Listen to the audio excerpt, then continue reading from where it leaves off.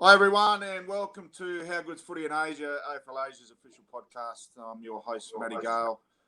Joining me today is Billy Bang Bang Krang over in Vietnam.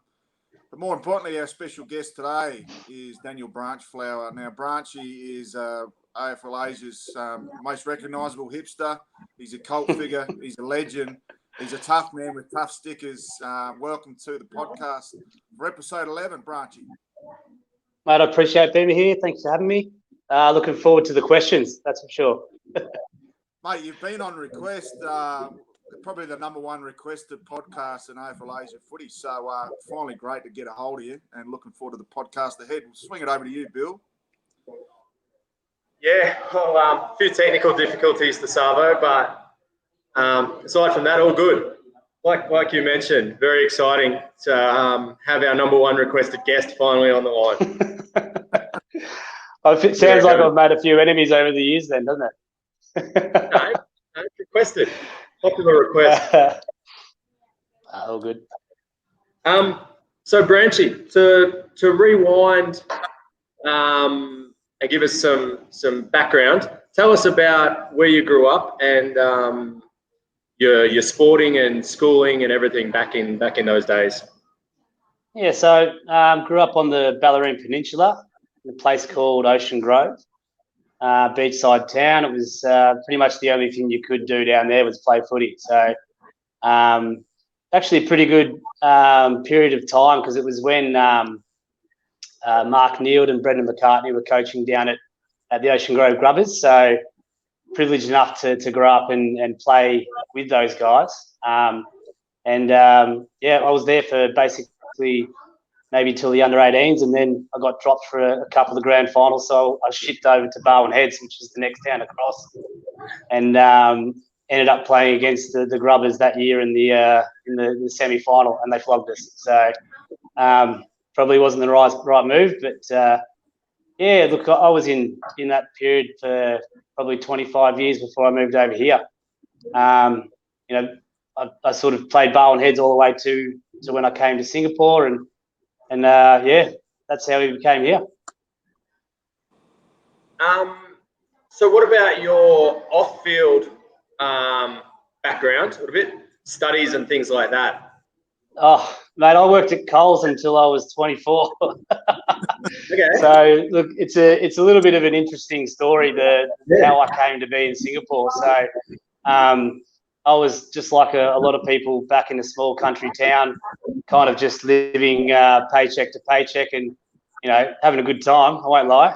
But, I met somebody and that sort of changed my whole outlook on life and opened me up to a lot more possibilities, I suppose. So she was a lot more worldly than me, and that's how I became, in touch with Singapore, and I moved over with her, and that's because her and I had a little baby together. So that's pretty much how I got here. And look, prior to that, wasn't doing much, mate. Just footy and working. That's it. Wow. Yeah, so it's a bit of a different story to most expats that move overseas. But so no university. I'm a dropout. But since I've been in Singapore, it's been totally life changing. Everything's just changed dramatically, not only with my life but career as well. So it's been great. Best thing I've ever done. All right, Branch, let's talk about Singapore. How long have you lived there? Sort of like what's your current role now, and what do you enjoy the most about living in the thriving metropolis, which is Singapore? I've been here about 11 years, just ticked over this year. So, look, Singapore's great. I think if you've been here, it's not really much of a holiday destination, but for living here, it's fantastic for not only career, but, the opportunity to travel. I think not right now, obviously, but, having close proximity to just about every country in Southeast Asia, and it is a little bit of a central hub for the world. So, the possibility to travel anywhere was a huge highlight and has been for the entire time I've been here. Getting a little bit of island fever right now due to the coronavirus, but look, we travel once a month, the boys, or for footy or whatever it may be. Everything works here. It's convenient. Look, it's got a lot going for it, I think. So look, this is home for me. Not that I don't love back home, but I'm certainly not going anywhere anytime soon. Yeah. Look, you got the big hipster beard, much like myself, and I'm loving mine at the moment. But just on another note, you've got the hipster beard, you've got the stick-ons, you've got the tough stickers. How does a guy like your good self live in a clean-skin society, which is Singapore? How do you get away with it? No, my industry, I'm a recruiter, so we're pretty, and it's in technology, so we're pretty, modern, I suppose. Half the people that I recruit into jobs have what you call tough stickers and the beards and all that. So, look, I'm in the right industry. Look, it hasn't been an issue so far, but if it ever was, I'd just chuck a shirt on. I've always been if I'm getting tattoos or whatever it might be, it's always in an area where I can cover it up if need be. You won't see me getting the old Centrelink ones on the side. But what do they call them? The job stoppers.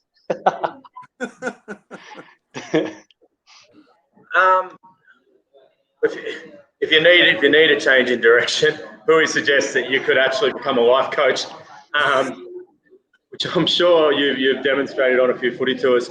Oh, mate.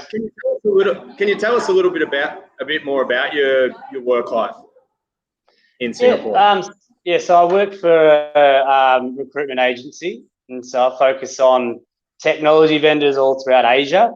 So it's a pretty fast-paced environment. Like we're constantly meeting people, talking to people, and look, we're working with some of the big technology vendors globally. My specific area of focus is cybersecurity, although I'm doing a lot more fintech now. So these kind of areas, especially in the coronavirus situation, they've managed to thrive, as you can imagine, just through virtue of companies going digital and having forced to do that. So look, we've been okay. Like I did lose a job about March, like right at the start of the coronavirus, which was pretty shocking, but I was pretty determined to stay here. So managed to pick something else back up, and look, it's 2 months in. It's early days, but I'm really loving it. So being able to work in a totally cloud environment, which is basically work from anywhere, is ideal for right now. But not only in the future when things open up, I'll have the ability to go back home a lot more and work from home and all that sort of thing. So pretty excited about the future with this new role. But it is early days at this stage. You touched on the coronavirus. How's the impact been in Singapore? Well, it's interesting, right? Because you look at places like Victoria, and look, you only have to jump on social media to have a look at. There's obviously two sides of the fence when it comes to whether a lockdown's important or not. Look, all I can say is from my experience, it seems to work. We were in total lockdown for, I don't know, almost 3 months, I think it was. And then they released restrictions at about June 19th. And that sort of meant you could catch up with maybe 5 people at a time, or no more than groups of 5, basically. And that was June 19. We're 6 weeks into that, and basically, we're almost clear. So we're almost going back to full. Full everything back to normal. Basically, they're thinking that it's going to happen in the next 2 weeks or so. So it's been a challenge. Like living alone, I've got used to these 4 walls. So, but I think the way I sort of got through it was just to create a mental distraction. So if anyone's sort of struggling with that, it's good to have a mental goal just to take your mind off, sit inside those 4 walls. So, and it was something that I didn't want to do too. It was a lot of running, which a heavy bloke like me doesn't like doing. So, look, if anyone can take anything out of that, it's good to have a mental goal just to take your mind off things. Yep. Getting on to the important stuff. How would you describe yourself Actually, I'll jump back even a little bit further. How did you come to discover the Wombats? So first impressions. So when I first got there, I mean, I first came over, I was hanging out with a lot of, I guess, British people, and it sucked. No offense, but there was like nothing much in common, and they didn't really into their sport. So the first thing I kind of did was just search AFL Singapore, and the first thing that came up. So I just went straight down there. It was back in the day. There was a lot of people down there. It would have been like 30, 40 people down at training. Automatically, the leaders of the club come up to you and bring you in. And look, my experience was just so amazing. So you had, key figures coming up to you, just, introducing you to all the boys, and you automatically get 70 friends or whatever straight away. And, for someone in my position, it was really, really rewarding. And, I guess, further on from that, that's what I decided to try and be for the new people that came once I got comfortable. So, although one of the blokes did belt me early, Stefan, we played a practice match, and he liked to get stuck into the new quick guys, because I was pretty quick back then, believe it or not. I was about 20 kilos lighter. So, but he gave me the old, how you going, in the back of the neck, knocked me over. And I was like, fucking hell, what's going on here? So it was a good introduction to Asian footy, let's say that. So how would you describe yourself as a footy player? What other people describe me, or myself? Well, look, I'm vocal. I'm super vocal because, I've, as I've said, like, once I got comfortable, I really wanted to be the kind of player that made people feel welcome. But not only that, when you're playing games, that everybody kind of felt like they were doing something good, or if they weren't, then you'd have to give them a bit of a rip as well. So I was just always very vocal, pretty aggressive. It's probably a fair one. And look, I was, what Asian footy's like, especially back then. I was like an outlier, one of the young guys. So probably had, not a heap of ability, but I stood out maybe because I was younger than everybody else. So I was a bit yappy as a result. So that's pretty much what I'm like on the field. I haven't changed much over the years, just gotten a lot heavier. So you, even through this podcast, it's become aware that you've developed a few, let's say, healthy rivalries throughout Asian footy. Who would be some of the more engaging or enjoyable rivalries that you've been able to develop? The two that were probably the best were either the Warriors or the Bintangs. We always had some really good stouches with them. Look, there was one guy in the Warriors, Mick Fay, if you remember Mick. So me and him used to hate each other. Like, it was on. Every game we would just be into each other. Any opportunity, we'd try and belt each other. It even spilled out onto after the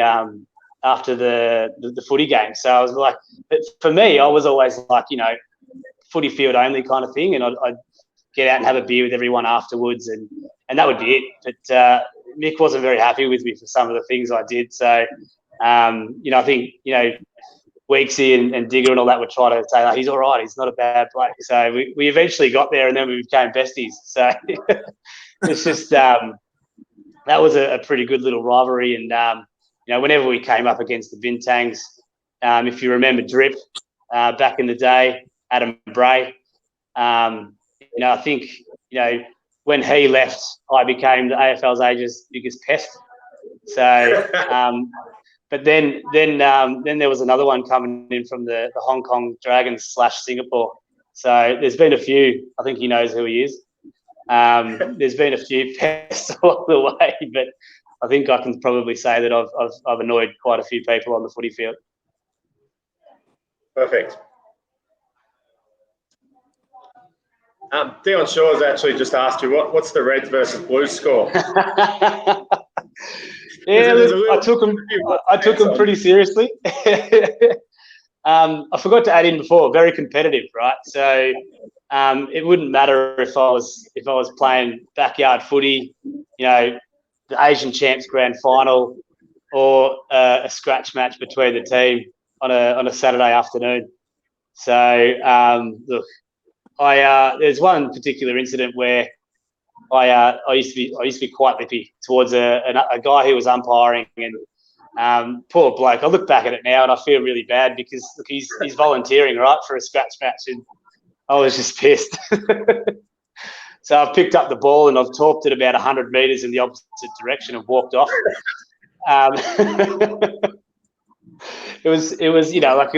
It's become a bit of a rip that I get quite often in the club.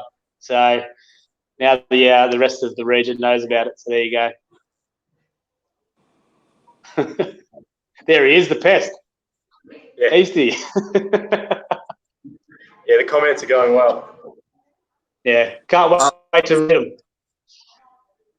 them. Branchy, known as a cult figure and a larger-than-life type character, give us a bit of background into the feud that you've had, a bit of an ongoing feud with Pot Halliday. How did that all develop, and who's on top at the moment? Oh, Pot. So the old Branchflower, that's great. I love it. So that stemmed from, I think it was. Look, I don't want to say too much that I can't, but we got stuck into the tactics employed by certain teams around the region during champ season. Like Singapore has always been a team that only ever brings people from Singapore. So we actually joked about it I think it was one champs where we could all hold up our visa and say that we're from Singapore, right? So it was a bit of a, look, it is what it is, but we were just sort of joking. And we used to get stuck into Pot on Facebook, and he'd take the bait every single time.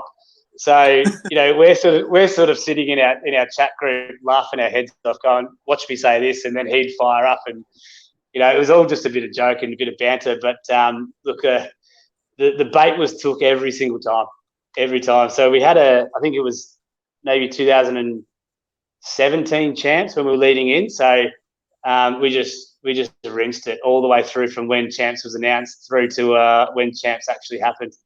So look. But then recently he's come out with the Branchflower, so I really can't. I don't know if I can come back to that. It's pretty good. I've been called many things over the journey, but that's up there. That's for sure. In all seriousness, you're highly rated within the Bats camp as a footballer, and you've achieved a lot in your career since you've been there. Would Asian Champs be up there with the 2014 victory? Is that the pinnacle of Asian footy for you as personally? Absolutely. I think it's pretty clear that the Wombats love to, just use the footy as an escape, right? I'm not saying that no one else does, but we're pretty nonchalant about it. We just love being out there and having a good game. We just happen to have, some really decent players, but in 2014 it was a bit different. So me and Kyle Austin sort of started up this WhatsApp group. I don't even know if WhatsApp had been around for very long back then, but we started up a WhatsApp group and we ended up having like almost 100 people in there. And it was just full camaraderie. You could go up to the pub, the sponsor bar on any night, and there'd be at least, 6 people there. And look, we had a really good year that year. I think we won most things. And I reckon it all sort of stemmed from that, camaraderie, sort of everyone was together. And, we actually went into that tournament as probably, no one was rating us at all. So I think we would have been like 5th choice because I think back then you had the Houlihan brothers were in the Philippines. Hong Kong had a couple of ex-AFL players too, I'm pretty sure. I think the Bintangs were quite strong then too. And it was back in the format where you kind of played everyone. There was only one division. So we had a big team. I think we took over like 60 people. And look, it had never been done as far as I'm aware. We actually had a game plan. It was so weird that Asian footy, you had a game plan. So it wasn't anything too extreme. But Ed Clark, who was the coach back then, just wanted to enforce something that was doable from people at any sort of skill level, and it would sort of play into everyone's thing. So, look, I don't think anyone had a bad tournament. I remember some of the guys that hardly got the footy were taking bounces up the wing just because they knew where to be. And look, I think it was quite a controversial champs as well. If you recall, there was a bit of I don't know, something happened in the final game and there might have been a few too many people extra on one team.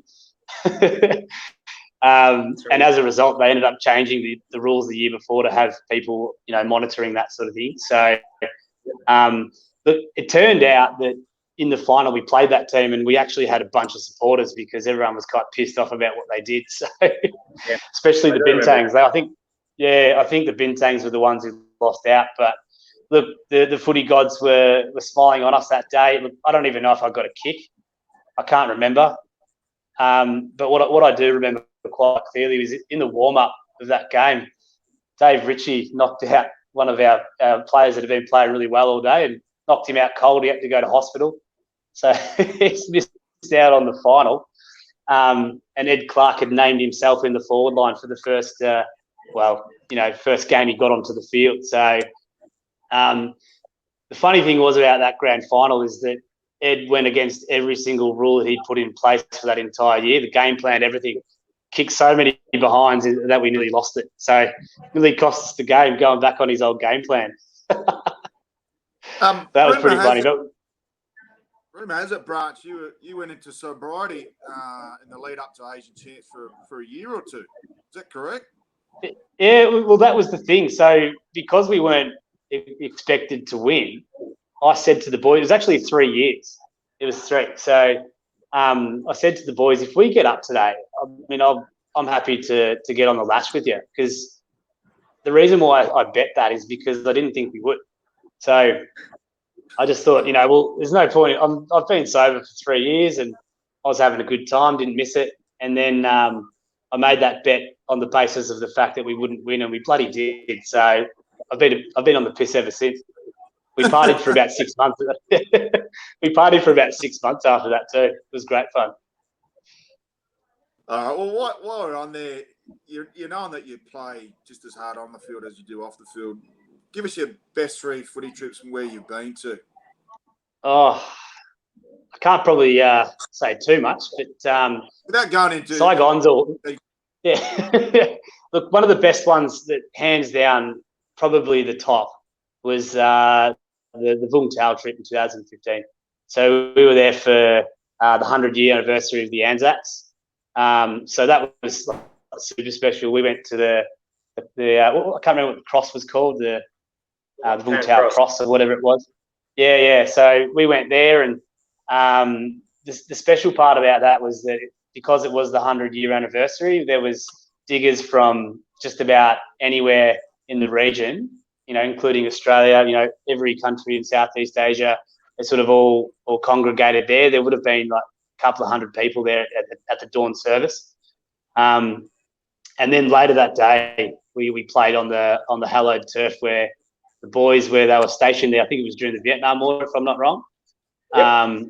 They played footy there, so we got to play on the same ground. And look, we were reigning premiers then, and we got touched up pretty badly. So it wasn't about the footy. That's what we said. Yep. We had a good experience anyway.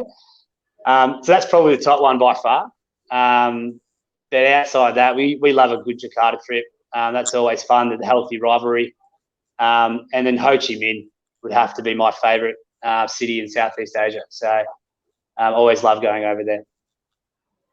Yeah, thank God we didn't get you over here for the infamous Brian Lake Cup, because I might have been trying to get the pair of you out of jail instead of one. We got him out pretty quick. So that worked out all right. But look, in all seriousness, no, that you put your hand to coaching now. You got a young lad who's involved with Singapore Sharks. What's it like, coach? Like, you've been pretty vocal, and you say yourself proclaim as a pretty yappy sort of player. What's it like to get into the coaching ranks? Well, when they're like only 10 years old, you've got to rein it in just a little bit. So, but just being a part of it, like Scott Murphy, who runs the whole Auskick program, like it's the biggest one in the world. There's like over 400 kids that attend. So they've actually got the claim to be the biggest one in the world. So you know, I look after the same division as my son. I help more or less. So there's a few of us that help out, but look, we just try and encourage them to get their techniques right and making sure that they're following through, helping out their mates and making sure they're not trying to do. Like, kids will always try and do the snaps. They'll always try and do the things that you probably shouldn't do at that age. So we just have to encourage to tell them, to do the basics right. And then I've always been taking care of the goal kicking drills. So that's my favourite.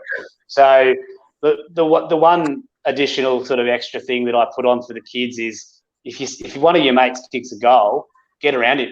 Like get excited, enjoy what you do, because like if it's on Saturday, that's getting your name in the paper on a Saturday if you kick a goal. So you've got to make sure that you've got your name in the paper. You've got to really get up and about, and your mates need to do the same. So I believe that all the way through up to the seniors. I still do it myself. So that's a little bit about how I try to be with the kids. Yeah, I love it. I reckon the kids you see some really good talent as well at that age.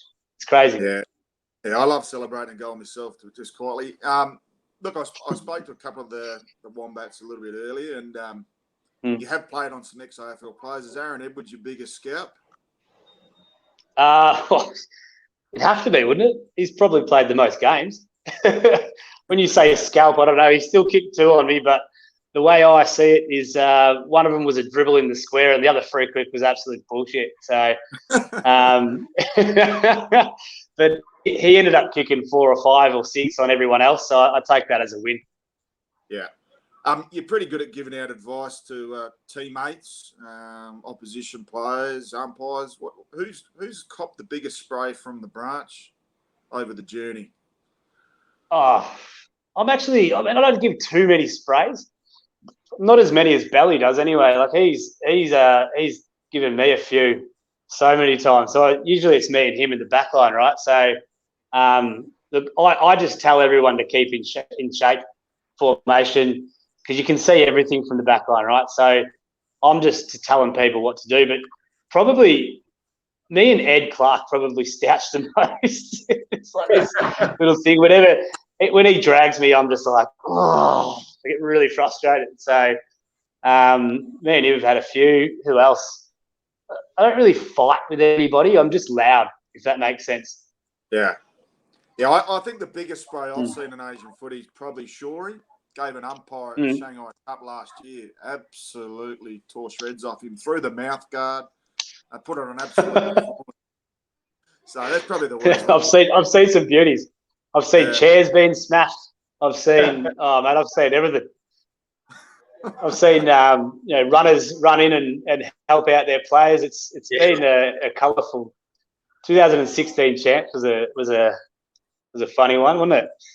Yeah. Did you with play the Garudas? Did you play in that game against the Indonesian Garudas? No, mate. I was in the seniors that day. If you don't recall. So. We were meant to play. That game got called off, and we were playing in the game afterwards against Macau, against Libba. But I haven't seen that many haymakers thrown on a field for a long time. Looking back at that game, so that was pretty huge. Yeah. Our team, the ones. Sorry. You go. Carry on. I was just saying, like we had pole position because we were resting that game. We were just spectating because it was against the Wombats twos, I'm pretty sure. So we were just sitting there watching, and we were going, "Oh my god, this is on!" It's the biggest punch I've ever seen. And Pop was in the middle of it. He was loving it.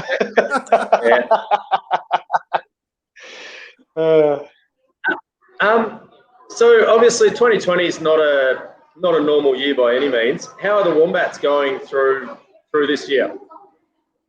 Well, we've started back training. So we've, look, as I mentioned before, with the restrictions, we're only allowed to be groups of 5 or wherever we go.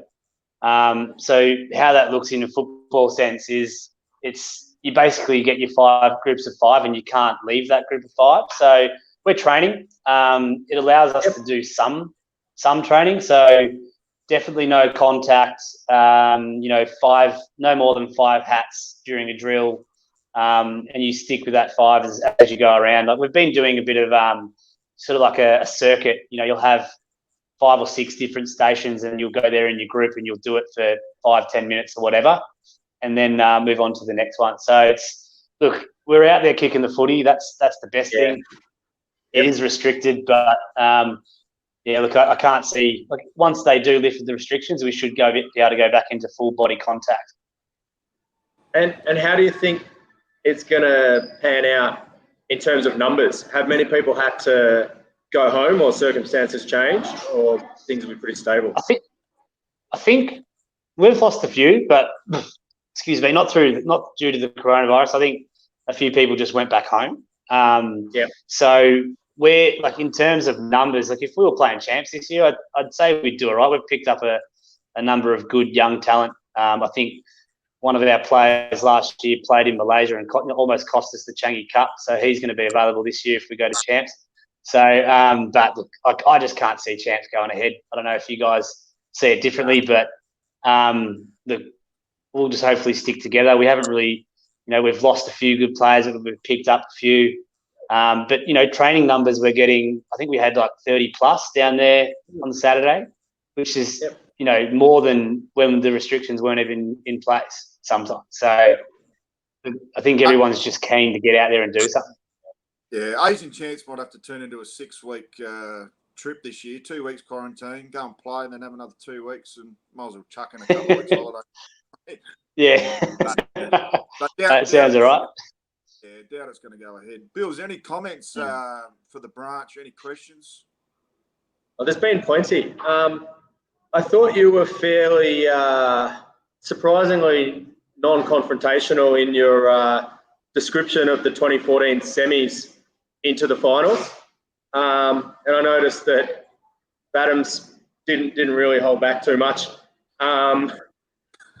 I was surprised that you of all people would not go and name names at that stage. And then up in Japan. What's this one say? Yoshi can't wait to play the Wombats. He's all for you to tour. Yeah. He's not going to be getting you out of jail on a Sunday, so he's not stressed at all. Mate, I've had a couple of beers with Yoshi over the years. Just a couple. Never a full one, that. Never had a full crack. Mark McDonald was wondering how can you see the formation so clearly from the back line when you're trying to bang goals from outside 50 every opportunity you get. Well, look, I didn't want to bring that up, but look, I've been known to go on the odd adventure. Usually they go out on the full though, but every now and then I'll hit one. So when you do hit them, that's what I said with the kids. You've got to really get around yourself and make sure that everyone's fired up. And look, you've got to be the voice. If the side's flat, you've got to be the voice. So don't mind a goal. There's been plenty of banter in the comments, Matty, but it's a bit hard for me to, what would you call it, censor it at the same time, to know kind of in-jokes. But I don't know what I'm popping up, so I've been pretty cautious today. And anything from the pot help? Anything from the pot? No sign of it. No sign of it. Look, I've got an incident. I think this is where I can tell you where it all started, probably. So there were, the Garudas can be quite fiery, and we love that about them. They're competitive, and look, a few snipes in the pack is okay. Look, we're kind of not used to that all the time, but I guess they're playing a new sport and all this sort of thing, so we don't mind too much. But there was an incident right in front of their bench in Jakarta one year. It would have been 2017, I reckon, and I was copping them all day, so I decided to fight back. But I didn't realise how young the bloke was. So I've gone up and I've gone to grab him, and I realised how young he was. But it just so happened to be right in front of the the Garuda's bench, and Pot was there, and like I've thrown the hand up, and I've gone, oh shit, I can't do that. And then everyone from the benches just surrounded me and jumped on me. So it was on for young and old. And look, I've gone, I didn't touch him. I mean, I went to, but I didn't when I realised. So that was interesting. But look, all those guys we met up with afterwards, and it was all just part of what happened on the field. But look, I'm not saying that I was the cause what would happen later in the year at Champs, but I wasn't playing that game, so. It's there was a bit of they hadn't let that one go by then, I don't think. Bit of feeling. We did get a very good comment here from Dave Kerr, which I was going to touch on anyway.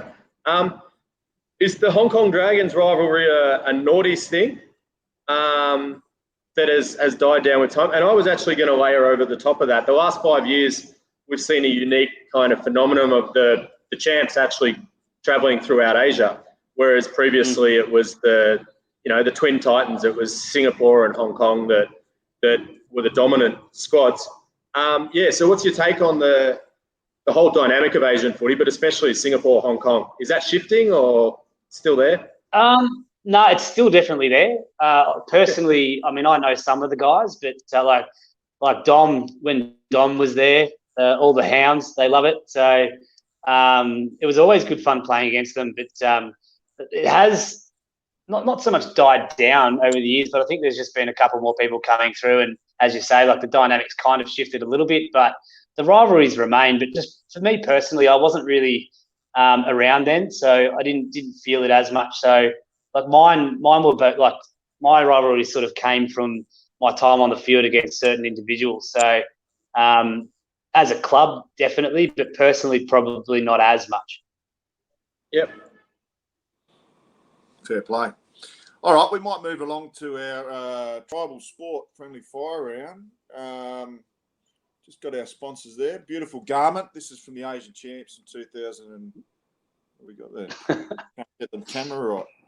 We're giving it a good run anyway. But Asian Champs 2018. So big thanks to Big David Lake and the team at Tribal Sport. Do some magnificent garments. So for your team, probably looking towards 2021 now. For your next uniform for your club, please reach out to AFL Asia's preferred apparel provider, which is Tribal Sport. And to get us underway, Bill, for the Tribal Sport friendly fire round, fire away there, old spot fires. No worries. We've covered the Branchflower nickname. What other nicknames have you gone by over the journey? So the first one I got was Turf City Hero. So basically, Turf City was where we played, and obviously doing like 5 tours a year. I never went on any, so I wasn't really in a position to tour back then. So I got nicknamed the Turf City Hero for never leaving Singapore, but always being there for every single training session, every game. So yeah. What clubs have you played for? I've played for Ocean Grove, Barwon Heads. I did a year at North Geelong, but that was very short. And then straight over here. That's it. So now, how many years in Asian footy? Do you want to count the Turf City Hero years? Yep. My first tour. Yep. My first. Okay, 11. How many years exclusively at Turf City? So I was the first 3, I think. So my first tour was Pattaya Champs 2012. Unleashed the beast. What did you make of that? I wasn't drinking back being then. Around. Yeah, right. What did you make of your first tour after being around the club for that long? At home. Look, it was different for sure. Like the Singapore boys always took a bit of a different approach. I think it was we play a bit of footy on the Saturday, but we sort of didn't mind having a few on the Friday and all that sort of thing. So, but I mean, as I mentioned earlier, I wasn't drinking back then, so I was just going along for the footy. So maybe that's where my desire to win everything over here comes from, because I just started off just not buying. Not that I wasn't buying into being around the boys, but I wasn't the first 2 champs. I wasn't drinking, so they were both in Battaya as well. I'm pretty sure. Yeah. Yep. What's your favourite position? Full forward with no one on me. So I play back flank. I sort of transitioned to there when I realised I was too slow for the midfield and half forward. So I went back there probably about 6 years ago. Yep. And who's your AFL team? Carlton, unfortunately. Fortunately, who knows? Yeah. And who would you say is the best player in the AFL? Ever? Or right now? Current day, probably. Both? Current day, Lachie Neale has to be the best at the moment, doesn't he? Yep. Look, probably Lachie, but if you talk about of all time, I'm tied between Diesel and Chris Judd. And who would you say have been the best players that you've seen or played against or played with in Asian footy? With Juddy, so and the Bruce boys, Ed's pretty handy. We had who else did we have? Bally was a superstar. We had quite a few actually. Against would have to be some of the ring-ins, as we call them. Yep, has to be right. So Aaron Edwards was pretty good. But is it Jackie from Bali? He's unreal. So he's probably the current one that I've got. Then you've got the Filipino boys, Winner and Spargs. So, on and off the field, I love hanging out with those guys. They're great fun.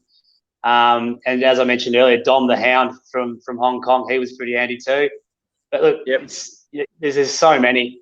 There's just a few that I could probably rinse off. Yep. Best teammates.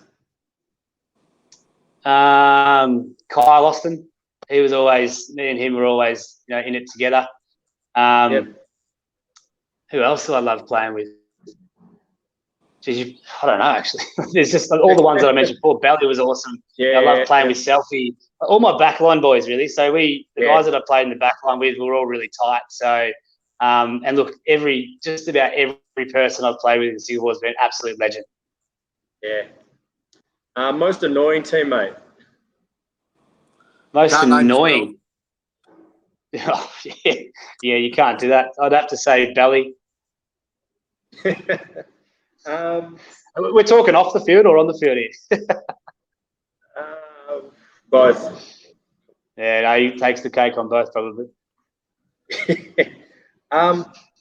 What's your best AFL Asia memory? It has to be Champs one. The Champs win for sure.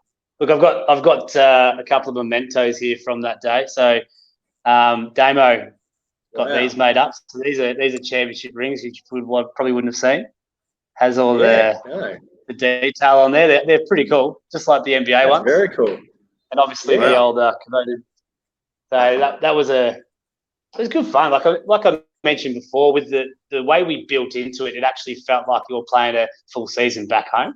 So the camaraderie, everything you did together. So it is Asian footy, I get that, but at the same time, we'd spent the whole year together. So it was pretty special. Do you think the Wombats can get back there? Yeah, absolutely. Like I'm seeing a shift already. Like I think, we've always had decent players. Our approach on the game is probably, like I said, probably been more fun. But I think as AFL Asia shifts and everybody, every other team starting to grow, it's inevitable that we're going to have to take things a little bit more seriously. We generally are for the last 6 weeks of the year leading into Champs, but outside of that, it's pretty fun. Which I don't want to take that away either, because that's probably the best part about being part of the club. Yep. What's your favourite meal? Lasagna, easy. Do you prefer cats or dogs?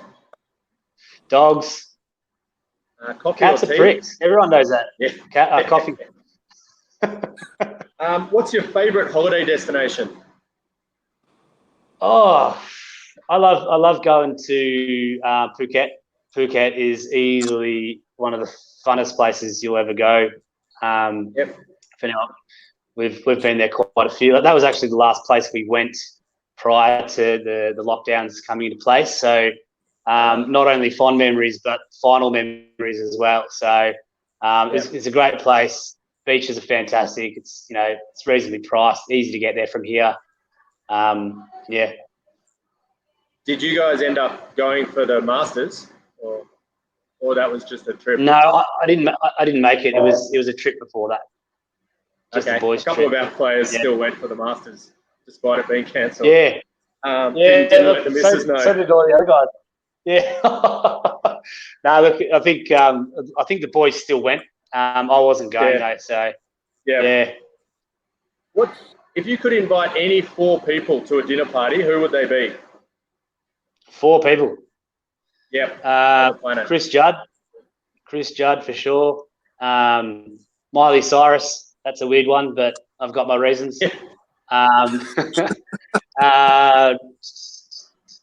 Winston McCall, lead singer from Parkway Drive. They're like my favourite band.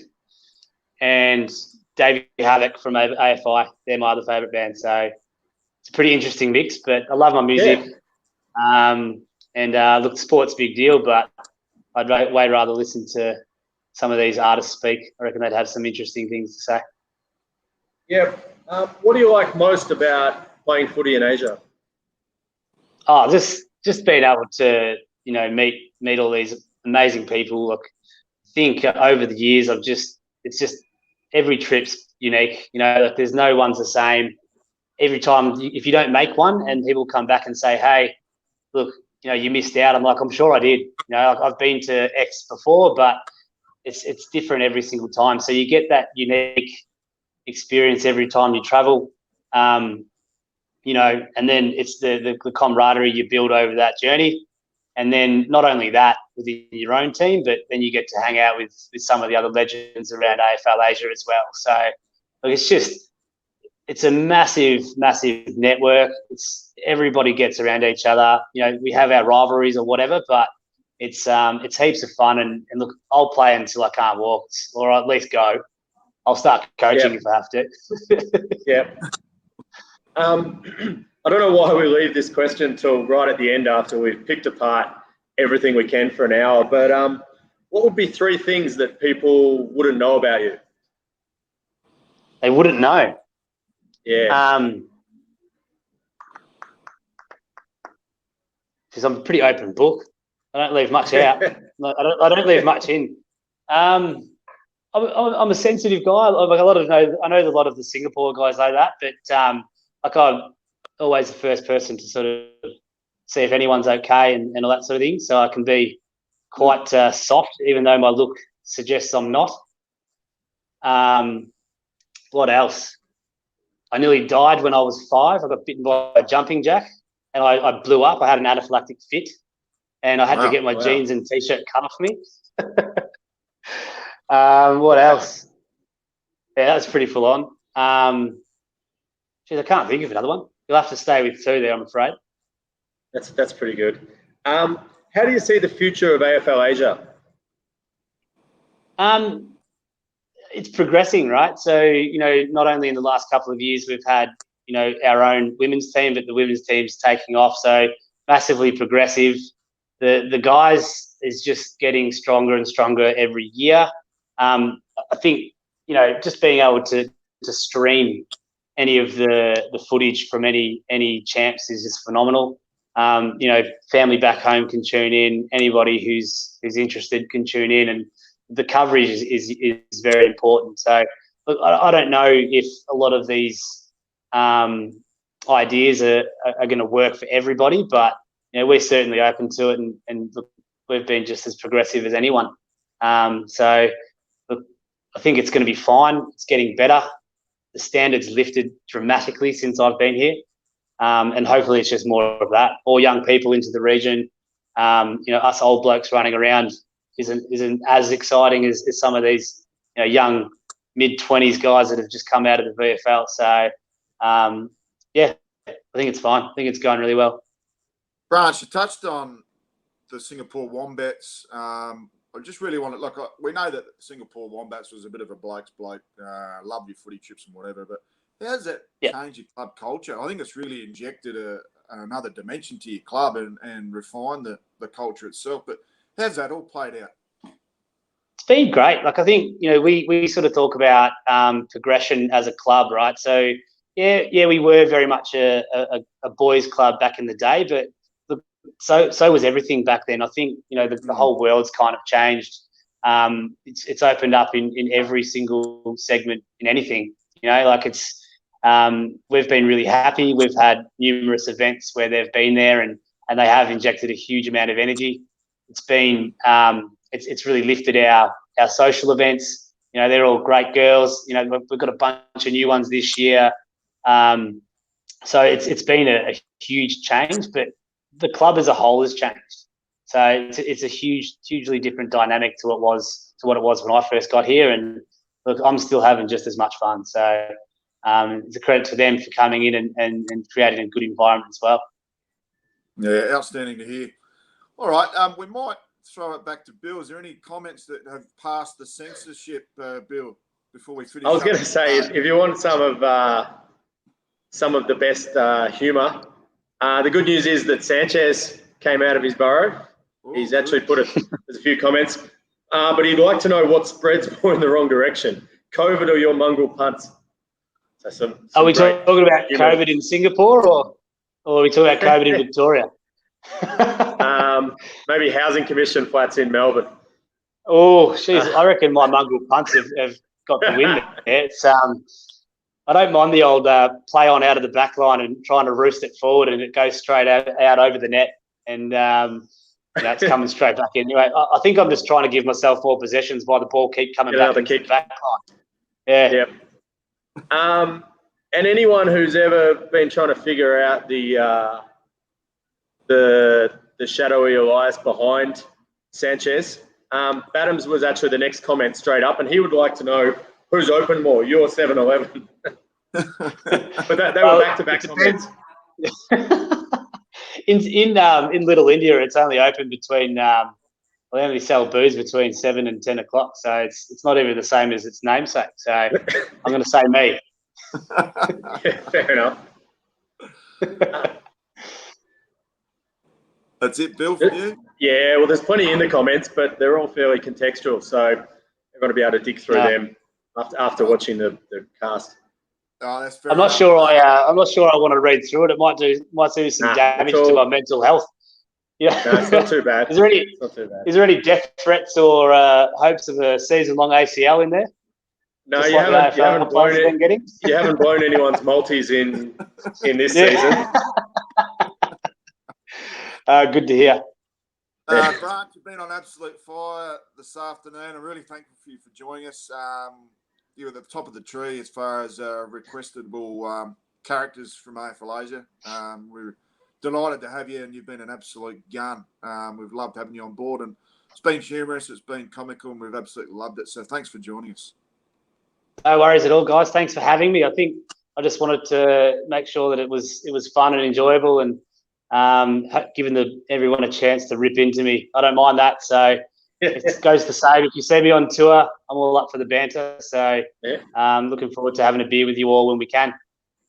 Yeah, looking forward to getting footy back on the field in Asia. And thanks for joining us again. Bill, you've been on fire too. Thanks for joining us. And we look forward. We've got an active few weeks coming up.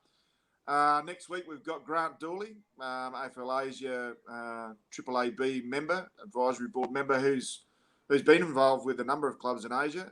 Kiro is going to join us in 2 weeks' time. And after that, we've got Rooster. So we've got a big four-treller over the next month.